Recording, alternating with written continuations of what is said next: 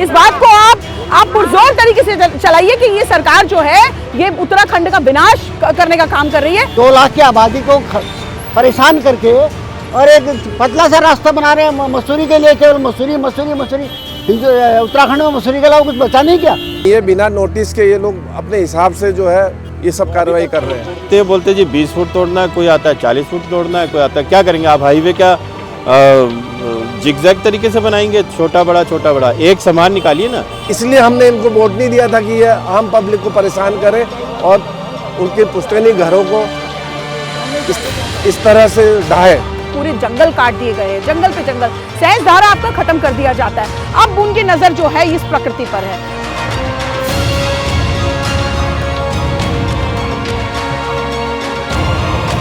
बल लगा हुआ है आज और यहाँ पर निशानदेही और ये निशान लगाए जा रहे हैं। ये मामला सड़क का है या लोगों को घरों को बचाना का लेकर है? आप किस बात का विरोध कर रही हैं? देखिए, मैं सबसे पहले तो यहाँ की पूरी जितने भी हमारे लोग हैं, दुकानदार हैं, घर हैं, मैं उन सबके पूर्ण तरीके से साथ में खड़ी हूँ और गलत को गलत और सही को सही कहने की हिम्मत हम सबको रखनी पड़ेगी, तभी शायद हम अन्याय के विरुद्ध अपनी आवाज़ को उग्र होकर अपनी आवाज़ को उठा सकेंगे।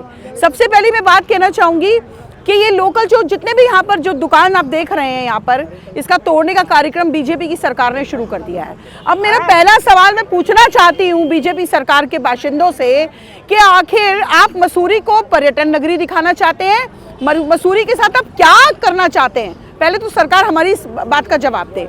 आप यहाँ से कह रहे हैं कि हमें हाईवे निकाल रहे हैं, यहाँ पर 100 साल पुरानी दुकानें हैं, 100 साल से 150 साल से लोग इस यहाँ पर रह रहे हैं, तो मतलब ये एक अत्याचार ही हुआ। भाई, आप एक तरफ कहते हैं कि हम बेरोजगारी की बात करते हैं, दूसरी ओर आप कहते हैं आप लोगों के घर, आवास, जो उनका बेचारों का जो रोजगार है वो उजाड़ने का काम कर रहे हैं। तो किस तरह की गूंगी बहरी सरकार के आगे हम लोग घुटने नहीं टेकने वाले हैं। हम लोग अपनी आवाज़ को पूर्ण जोर तरीके से उठाएंगे और मैंने इन सबको आकर के बोला है कि मैं इनके साथ हूँ।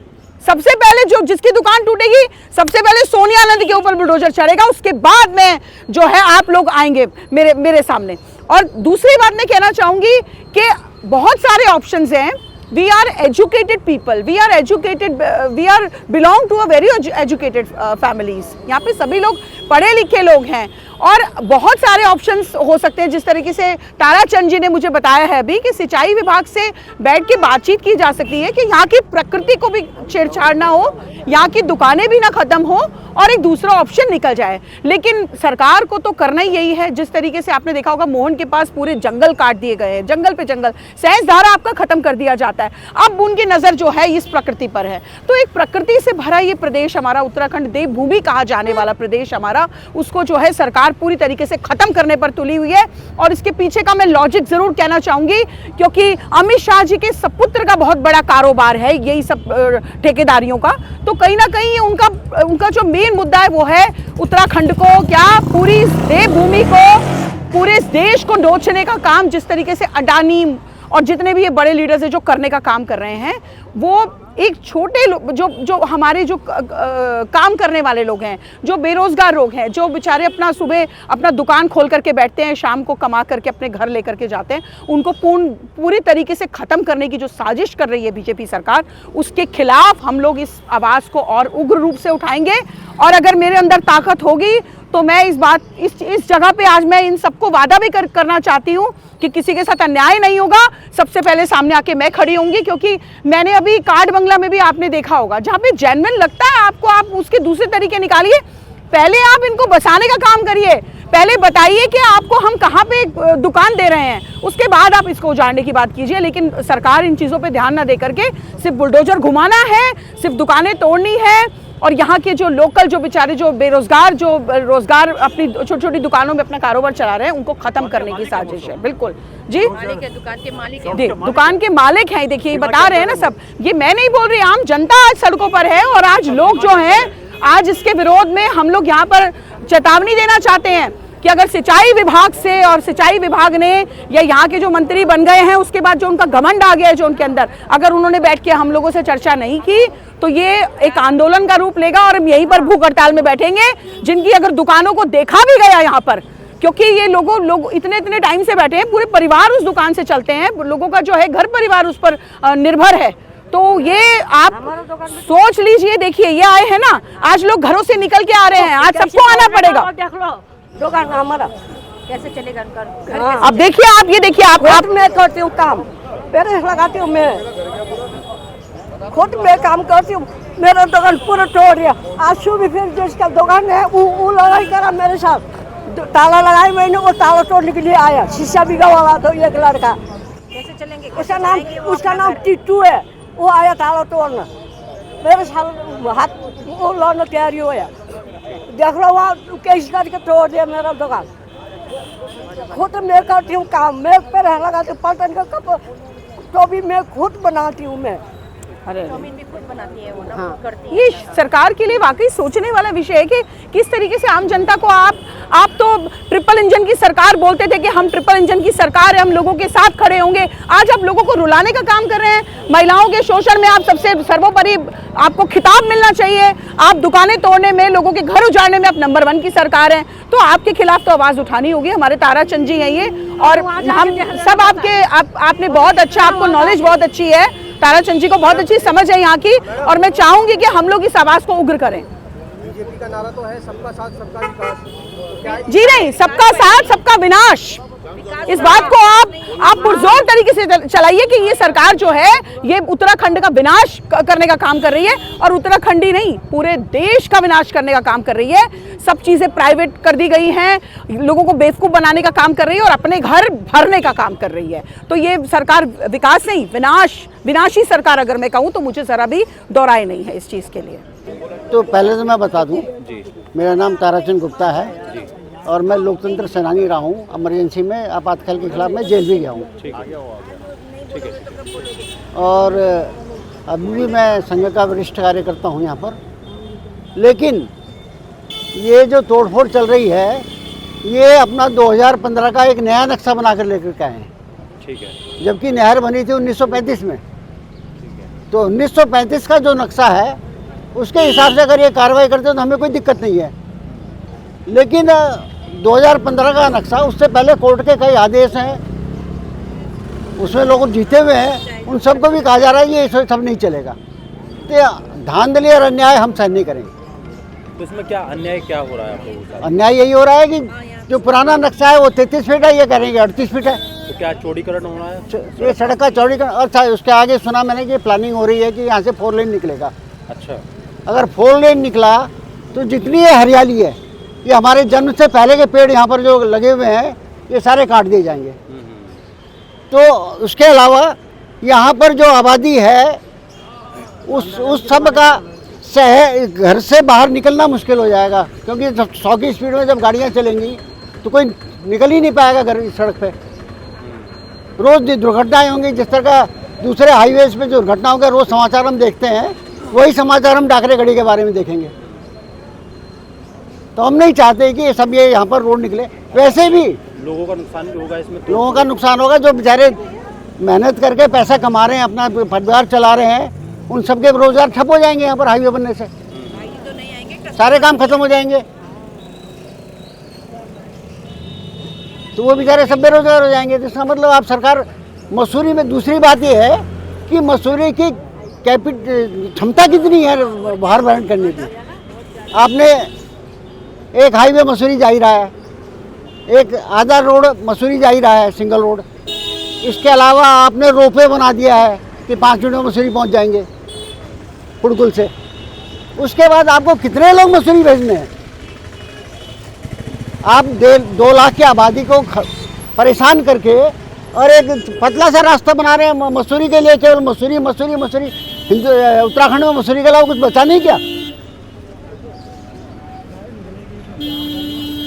तो अभी जनता क्या चाह रही है? लोकल जनता चाहती है कि सिंचाई विभाग अपना काम करे, लेकिन 1935 के नक्शे के हिसाब से, ना कि 2015 के नक्शे के हिसाब से। उसके हिसाब से अपना काम करे, लेकिन हाईवे हम नहीं बनने देंगे। जी सर, मैं यहाँ पे बचपन से ही रहा हूँ। मतलब यहाँ पे नहर में तैरना भी सीखा है, सब कुछ सीखा है। यहाँ पे हम किराएदार भी हैं, हम गोरखा हेड बनाते हैं, नेपाली हेड। यहाँ पे क्या सिंचाई विभाग की सहायता से मकान मालिक क्या है हमें वहाँ से बेदखल करना चाहता है। ये कोर्ट का डिसीजन है सर कि हमें बेदखल नहीं कर सकता, ना निकाल सकता है, ना तोड़ सकता है। मगर मकान मालिक क्या है ना, उनकी सहायता से हमें उखाड़ना चाहता है, टीन उखाड़ना चाहता है और हमें मतलब ज़्यादा तोड़ करके हमें वहाँ से हटाना चाहता है। उन्हें जल्दीबाजी हो रही है। यहाँ पे ऐसे बहुत किराएदार हैं जिनका क्या है कि केस चल रहा है और डिसीजन भी किराएदारों के हक में हो रखा है, मगर क्या मकान मालिक ये चाहता है कि सिंचाई विभाग की सहायता से फटाफट उन्हें खाली किया जाए। फिर से ये एक गुजारिश है कि सिंचाई विभाग एक अच्छा नक्शा लेके आए, जो पहले नपाई हुई थी, जो पुराना नक्शा है उसके अनुसार तोड़ा जाए।